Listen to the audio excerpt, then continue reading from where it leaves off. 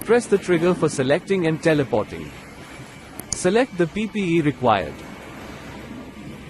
Navigate to the HMI panel, as indicated. Insert the key into HMI panel. Rotate the key clockwise to turn off the machine. Navigate to the Uni-Shuttle entry door by following the indicated arrows. Insert the key and turn anti-clockwise to open the Uni-Shuttle entry door.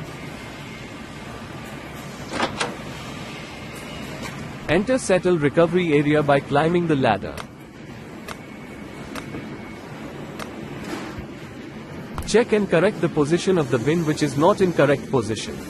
Check the recovery area before leaving, and ensure there are no tools left inside the recovery area. Close the Uni-Shuttle entry door and turn the key clockwise.